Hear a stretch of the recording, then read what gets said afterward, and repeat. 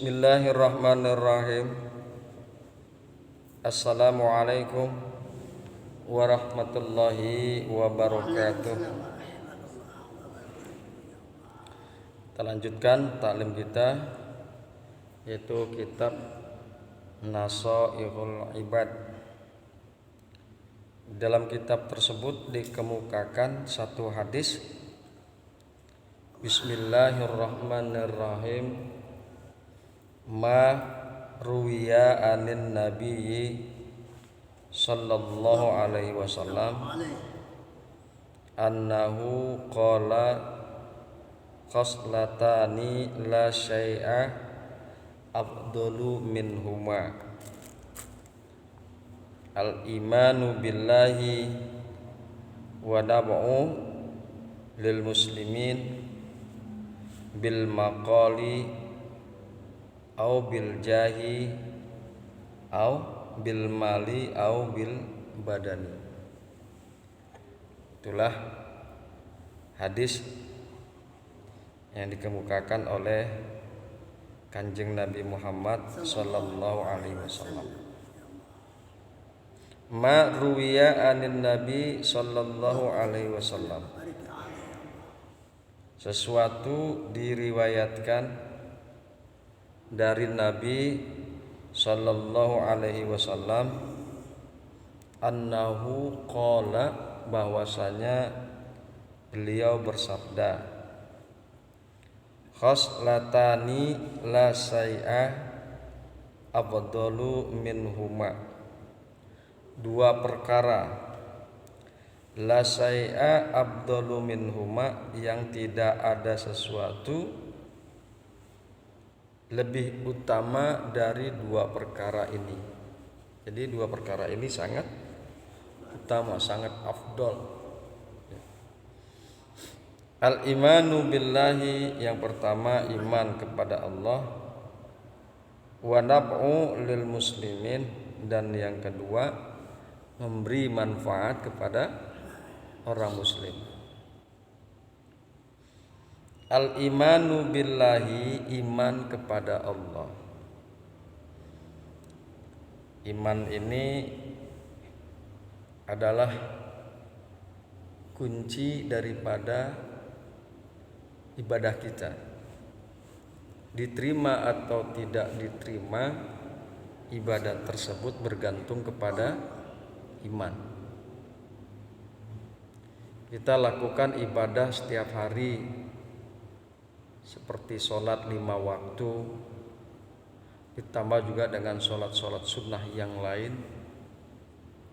Kemudian kita puasa di bulan Ramadan, bayar zakat dan lain sebagainya. Kalau tidak ada iman bahwa ibadah-ibadah yang kita lakukan tersebut tidak akan diterima oleh Allah Subhanahu wa ta'ala. Contoh, bagaimana dengan orang kafir, orang Kristen, Yahudi, kemudian juga Hindu, Buddha dan lain sebagainya, yang notabene mereka tidak beriman. Mereka melakukan ibadah seperti kita. Katakan orang kafir tersebut, boh Kristen ataupun Buddha dan lain sebagainya, melakukan puasa seperti kita di bulan Ramadan, gak diterima karena gak ada iman. Dia melakukan sholat, katakan seperti kita, gak diterima karena gak ada iman. Jadi iman itu sekali lagi adalah kunci diterima atau tidaknya ibadah seseorang. Iman ini harus kita pegang, harus kita bawa sampai nanti menghadap Allah Subhanahu wa ta'ala. Kemudian iman juga menjadi kunci kebahagiaan kita nanti di akhirat. Di akhirat mah cuma ada dua, surga dan neraka. Surga itu tempat yang sangat nikmat dan sangat luar biasa. Kenikmatannya baru kita rasakan melalui pendengaran para kiai, para ulama bercerita tentang surga. Dan kita merasakan dari kita membaca Al-Quran. Kanjeng Nabi bercerita tentang surga, diteruskan sahabat, tabi'in sampai kepada kita. Mendengar surga saja hati kita sudah senang dan gembira. Padahal itu hanya baru gambaran saja. Tentunya kalau kita sudah masuk ke surga, kegembiraan kita itu akan bertambah-tambah. Kenikmatannya itu akan bertambah-tambah. Kita tidak bisa bayangkan kenikmatan itu seperti apa. Tapi intinya bahwa surga itu sangat luar biasa nikmatnya. Semua orang pasti pengen masuk ke dalamnya. Hanya orang-orang beriman yang masuk ke dalam surga. Hanya orang beriman yang masuk ke dalam surga. Tiketnya yang pertama yaitu iman. Makanya iman itu diletakkan pada awal. Alladzina amanu, baru kemudian wa amilus sholihat. Jadi sepertinya saya selama ini belum pernah mendengar amalus sholihat itu di depan baru iman. Alladzina amilus sholihati wal iman misalnya gitu. Gak pernah saya mendengarkan di dalam Al-Quran, saya baca gak ada, pasti iman duluan. Dengan asbab kata-kata iman diletakkan di depan, dia menjadi pokok, dia menjadi penentu masuknya seseorang ke dalam surga. Alladzina amanu wa amilus sholihat ulaika hum khairul bariyah jazaohum inda rabbihim jannatu adn tajri min tahtihal anhar khalidina fiha abada. Sesungguhnya orang-orang yang beriman dan beramal saleh adalah sebaik-baik golongan. Jazaohum, ganjaran untuk mereka. Ganjaran untuk orang beriman dan beramal saleh adalah surga. Surga Aden yang mengalir di bawahnya air-air. Di dalam surah yang lain ada lagi wa basyiril ladina amanu wa amilus sholihat. Dan kabarkanlah dan sampaikanlah kabar gembira kepada orang-orang yang beriman dan amal saleh. Kabarkanlah kepada orang-orang yang beriman dan beramal saleh. Annalahum jannatin tajri min tahtihal anhar, bahwasanya untuk mereka itu orang yang beriman dan beramal saleh, tajri, ada surga yang mengalir di bawahnya sungai. Sungai-sungai mengalir di bawah surga. Bayangin kan kalau kita rumah kita, bangunan kita terus di bawahnya air mengalir.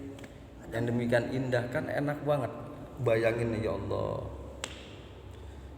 Kullama rujiku minha min samarati rizqa, tiap-tiap kali mereka diberikan rezeki ya.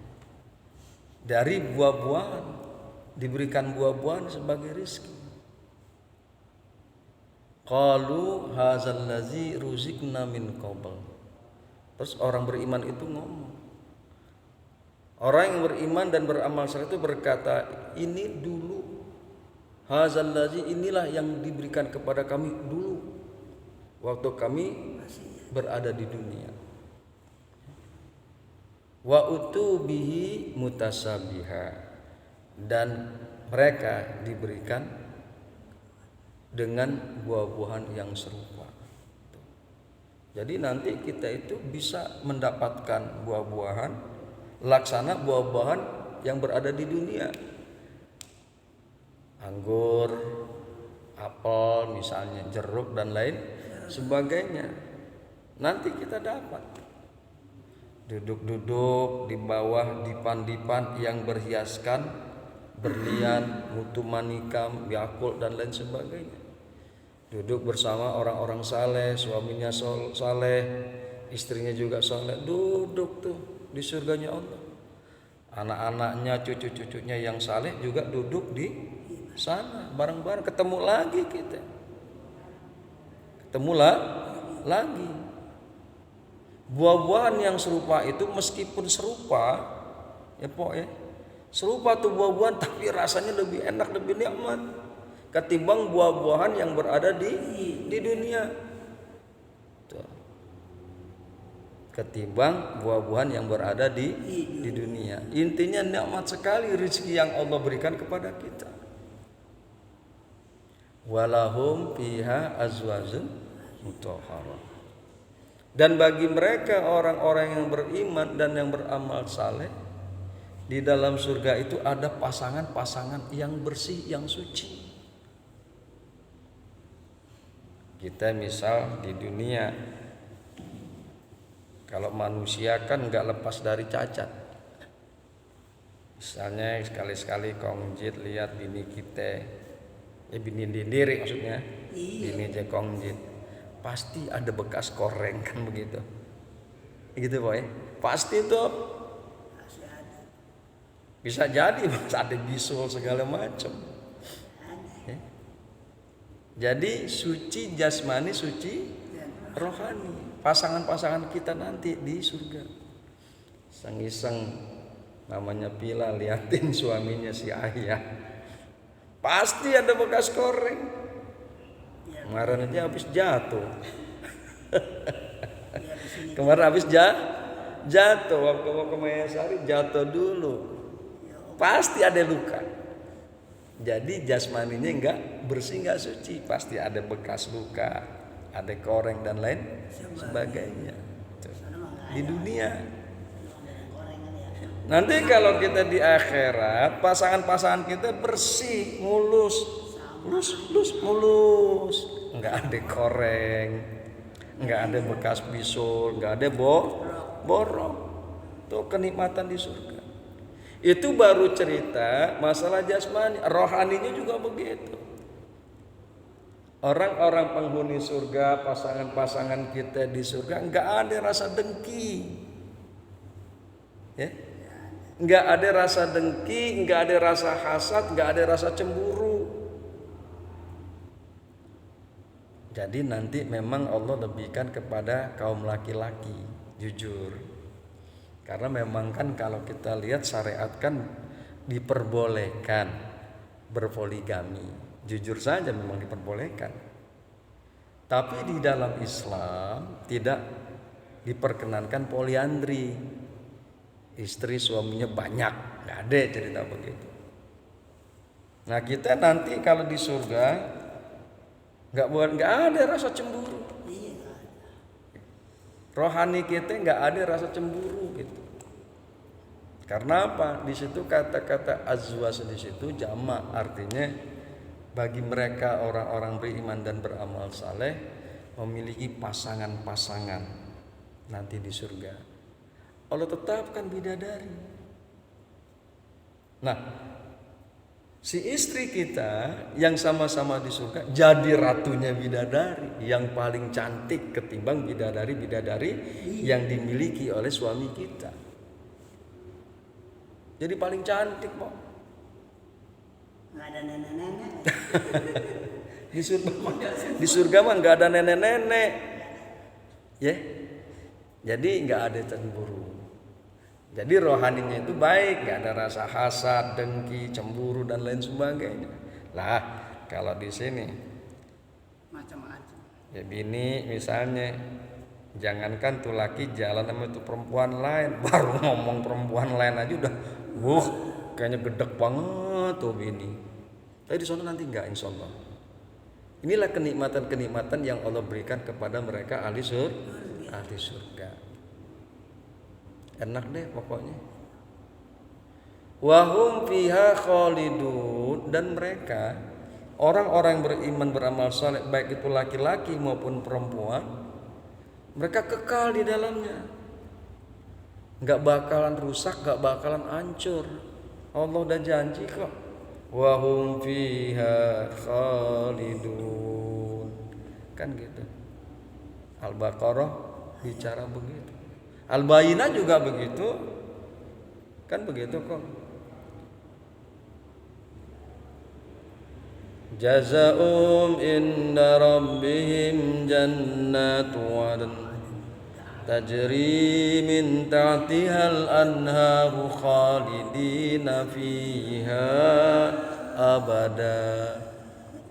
Selamanya kita nggak bakalan keluar lagi mau keluar. Di akhirat cuma ada dua, surga dan neraka. Lah kalau kita keluar surga berarti masuk neraka. Di dalamnya kita kekal, nggak bakalan keluar lagi dari surga. Tuh. Insya Allah ya. Nanti kita Pak Udin. Insya Allah nanti kita berkumpul di surganya Allah Subhanahu wa Ta'ala. Syarat itu tadi iman dan amal saleh harus dipegang nih, iman harus dipegang. Tuh satu.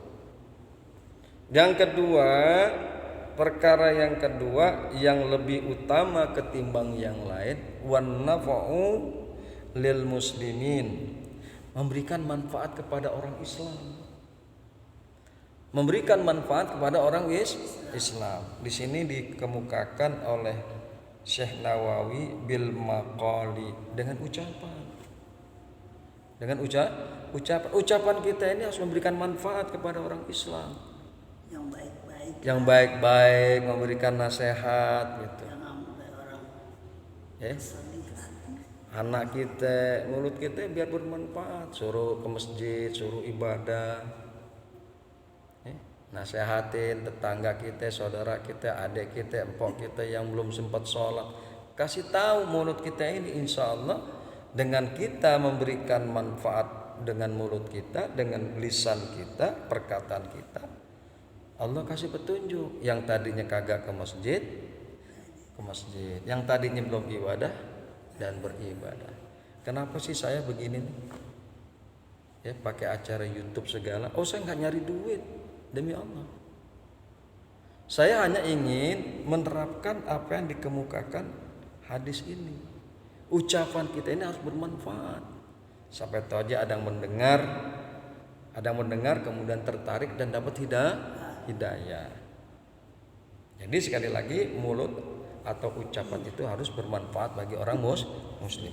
Yang kedua, au bil jahi, dengan kekuasaan. Ya, kekuasaannya itu memberikan manfaat kepada orang muslim. Kekuasaan itu dari tingkat yang paling rendah sampai tingkat yang paling tinggi harus memberikan manfaat. RT itu kan penguasa juga namanya. RW kan penguasa juga. Jadi RT, jadi RW harus memberikan manfaat kepada orang muslim dengan kekuasaannya tersebut. Lurah, camat, wali kota, gubernur, presiden, kekuasaannya itu harus memberikan manfaat kepada orang muslim. Jangan sampai justru dengan kekuasaannya, misalnya presiden gitu, justru tidak memberikan manfaat, malah memberikan mudarat ke orang muslim. Nauzubillah, summa nauzubillah min dzalik. Jangan sampai tuh, nanti dia dipertanggungjawabkan nanti di akhirat terhadap rakyatnya. Kan begitu ya. Jadi jangan sampai kekuasaan kita itu baik RT ke RW ke atau bahkan presiden malah memberikan mudarat kepada orang muslim. Harusnya dengan kekuasaannya tersebut mereka memberikan manfaat kepada orang muslim. Wabil au bil mali, atau hartanya juga harus memberikan manfaat. Jangan tuh harta ditekep sendiri. Harta mah pok gak bakal dibawa mati. Yang dibawa mati itu kan amal saleh kita. Makanya kan disebutkan innal ladzina amanu wa amilus sholihat. Yang kita bawa mati nanti adalah amal saleh. Nah, bagaimana caranya harta benda ini bisa jadi amal saleh? Manfaatkan untuk kebaikan. Wabil khusus kebaikan untuk orang Islam. Wabil khusus untuk kebaikan orang-orang Islam. Ntar lagi habis puasa ada zakat fitrah, zakat mal. Hitung tuh kalau memang kita harta kita udah sampai nisabnya untuk zakat mal. Kalau zakat fitrah makan 3,5 liter. Kalau dikonversi dalam kilo 2,5 kilo. Hitung tuh. Yang dagang tijarah hitung. Kalau udah nasab sampai nisabnya tijarah, keluarin hartanya. Dengan keuntungan aja diambil. Gitu ya. Jadi yang punya emas yang disimpan nih kali mamanya Villa punya emas disimpan 90 gram udah sampai nisabnya disimpan setahun, hitung keluarin zakatnya. Jangan sampai harta yang kita tidak keluarkan itu malah memberikan mudarat buat kita. Nanti di akhirat kalau zakat yang kita tidak keluarkan akan menjadi mudarat buat kita. Kalau kita udah mudarat di akhirat, kemana kita mau minta tolong? Kita minta balik ke dunia nggak bakalan dikasih oleh Allah. Ya. Jadi sekali lagi harta harus memberikan manfaat kepada orang muslim. Begitu juga badan kita nih harus memberikan manfaat kepada orang muslim.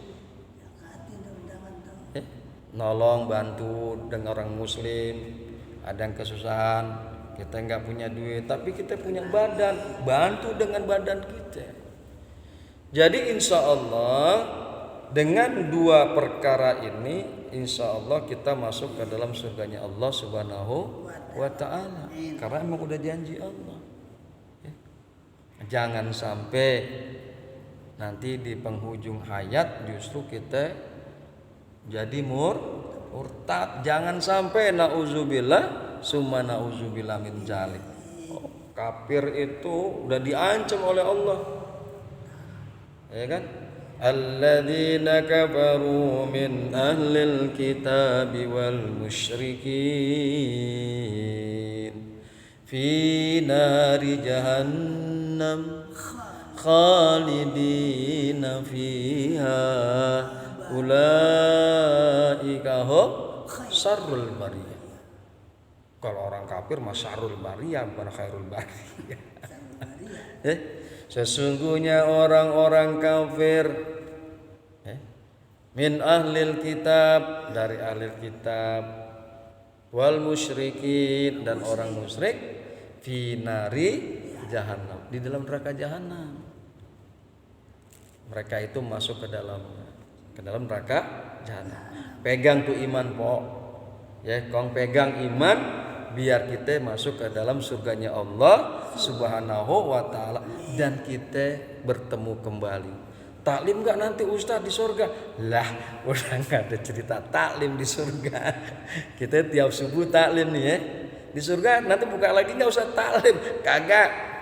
Enggak usah buka taklim subuh enggak usah. Kita tinggal nikmatin hasil aja apa yang kita lakukan di dunia, nanti kita panen di akhirat. Panen yang sangat luar biasa adalah ridhonya Allah Subhanahu wa taala dan masuknya kita ke dalam surganya Allah Subhanahu wa taala. Kira-kira segitu ya. Udah jam 5:30. Subhanakallahumma wa bihamdika asyhadu an la ilaha illa anta astaghfiruka wa atubu ilaik. Assalamualaikum warahmatullahi wabarakatuh. Waalaikumsalam warahmatullahi wabarakatuh. Tanya, sok. Ana menanya. Pak, enggak apa-apa kalau udah ini. Ana menanya sedikit ya.